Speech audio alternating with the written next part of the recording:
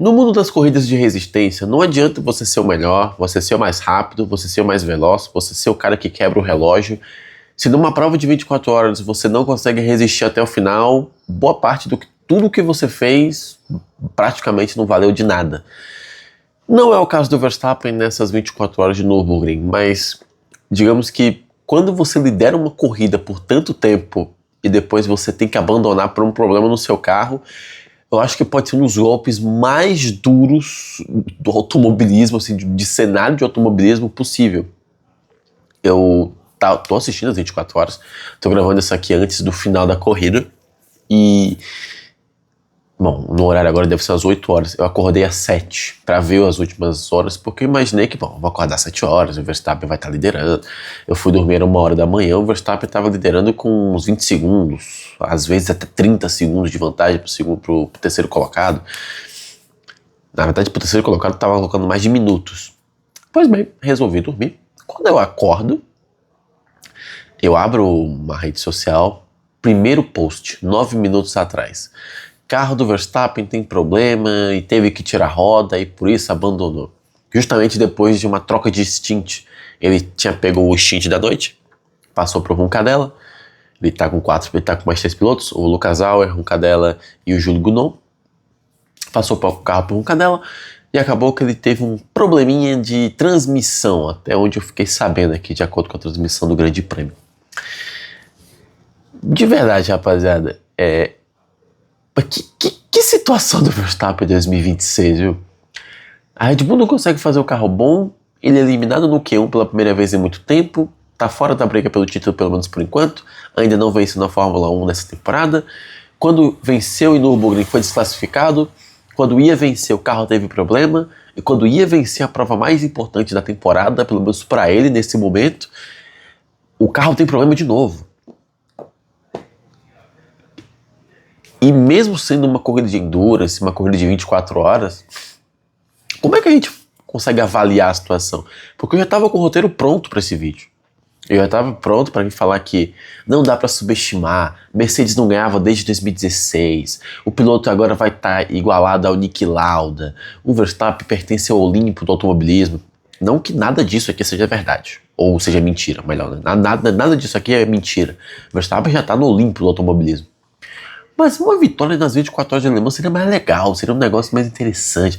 Colocaria uma historinha, né? Pô, o cara conseguiu parar o automobilismo pra fazer as pessoas assistirem a ele correr, junto com o Dacia. Acho que eles ficaram dividindo as atenções, né? Entre o Verstappen e o Dacia. O Dacia Logan. O Renault Logan, eu chamo de Renault Logan, eu sou íntimo dele. E cara, como é que pode, né, cara? Como é que pode? Todo mundo já imaginava o que ia acontecer. Todo mundo já estava pronto para dizer que, tá vendo aí? O Verstappen consegue ser melhor que qualquer piloto em qualquer categoria. Ele contou com a sorte, entre aspas, né, do começo da prova, que o Kevin Estre abandonou com o carro da Manthey, o 911, e eu acabei não vendo na televisão, mas eu vi também a notícia que o carro do Farfus também foi eliminado. O atual vencedor da prova simplesmente não vai... não continuaria, e o Verstappen, junto com os seus 3 amigos, tinha um caminho livre para ganhar. Tinha perto mais de minutos. O carro do Verstappen estava competindo com outro carro da Mercedes, que era o carro número 80. Carro com a pintura muito lindo, um carro azul com a pintura com um tigre, um leão dourado. E de fato, a Mercedes não ganha desde 2026 essa corrida, desde 2016 essa corrida. 10 anos depois, ela vai ganhar com uma Mercedes. Mas não é a Mercedes que todo mundo esperava. É a Mercedes 80 e não a Mercedes número 3. E aqui parece muito um vídeo... Ai, gente, eu tô tão triste que o Verstappen não ganhou. Eu, honestamente, tô um pouco chateado, porque eu falei pra todo mundo assistir, porque ia acontecer algo histórico, e de fato aconteceu algo histórico. Porque mesmo o Verstappen sendo mais rápido, tendo um carro na mão, tudo dando certo pra ele, as corridas de resistência mostraram mais uma vez que nada disso importa. A gente quer saber se você chega até o final. Uma pena, mas vamos ver o copo meio cheio. Que ele conseguiu fazer algumas coisas fora da pista que vão valer a pena para os próximos anos. E provavelmente ele vai voltar para tentar ganhar de novo ano que vem. Eu não duvido disso acontecer. Ele vai tentar. Conhecendo o Max, das duas uma. ou ele fala que nunca mais vai encostar num carro de endurance, ou ele vai dizer que tomou gosto e vai tentar de novo. E daqui a pouco vai aparecer Le Mans também. E a outra coisa é a seguinte, ele já conseguiu influenciar muitos pilotos a tentar fazer a mesma coisa, ou algo parecido. George Russell pediu para Mercedes, Lando Norris já está meio que tentando com a McLaren, Kimi Antonelli já falou que tem interesse também, já que ele já correu numa categoria de GT.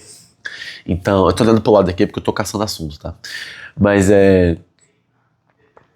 eu acho que pelo menos a missão, a side quest, tá? A missão secundária dessas 24 horas de Le Mans por ele já foi concluída, conseguiu influenciar todo mundo agora conhece as 24 horas de Le Mans.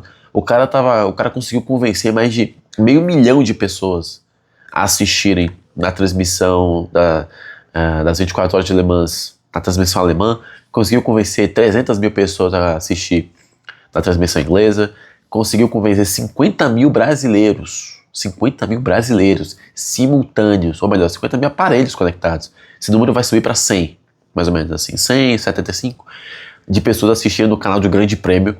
É muita coisa, gente. É muita coisa. Se não tivesse o Verstappen, certamente esse número seria de uns 10, 12, por aí. Mais ou menos isso. Porque não é um número pequeno, mas pra você ver o impacto que esse cara consegue ter. E não é nenhum exagero dizer que ele é a face do automobilismo mundial hoje. Se você pensa em automobilismo, você pensa em Max Verstappen. Antes tinha aquele papo de, quem você pensa que é? Você é o Schumacher, você é o Senna, você é o Mansell, você é o Hamilton. Hoje, você é o Verstappen. Se você aparecer correndo numa pista, provavelmente uma pessoa que minimamente foi impactada por ele vai dizer, por acaso é o Verstappen? E você vai ter o direito de falar, não sou o Verstappen, mas sou mais rápido que ele. Já diria o Senna, daquela história envolvendo o Mansell. Dito isso, o que a gente pode falar da corrida? O Verstappen ele colocou um ritmo muito alucinante, tem até gente colocando a culpa da quebra nesse ritmo dele, porque o importante do Endurance é o carro terminar, e não o carro ser mais rápido. E muita gente está falando que o carro pode ter quebrado porque ele forçou o ritmo demais, e que a comprovação disso seja o carro número 80, porque é o mesmo carro, mesma fornecedora, mesma equipe, mas que resistiu. O carro que não colocou o tempo de volta no segundo mais rápido que todo mundo, não botou minuto em ninguém, foi um carro que se aproveitou das oportunidades que teve e se manteve na pista o máximo possível, sem necessariamente ser o mais rápido, apenas focando em sobreviver. No caso do Max, do carro do Max, ele de fato estava focando em sobreviver, porém também estava botando o tempo de volta muito rápido, volta atrás de volta.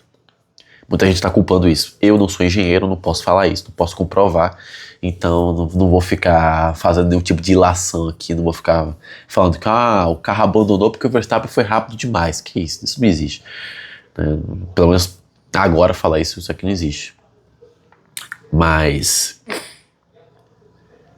de fato, o cara é diferente, rapaziada. Não tem como. Você sabe muito bem pra que eu torço pro Fernando Alonso. A gente já viu muito piloto por aí. Se o Hamilton tivesse nesse carro, provavelmente ele faria algo parecido. Alonso, a mesma coisa. E alguns outros pilotos da Fórmula 1, alguns poucos. Mas fazer todo esse pacote completo, eu acho que só um. Acho que é nível de influência só um. Então, quem viu as 24 horas de Nürburgring teve uma experiência muito boa. E imagino que quem acordou pra ver deve ter acordado com aquela sensação de por quê? Eu podia ter dormido mais um pouco. Mas bem, aconteceu o que aconteceu. Parabéns ao carro que aguentou, porque, de novo, terceira vez que eu vou falar a mesma coisa no vídeo.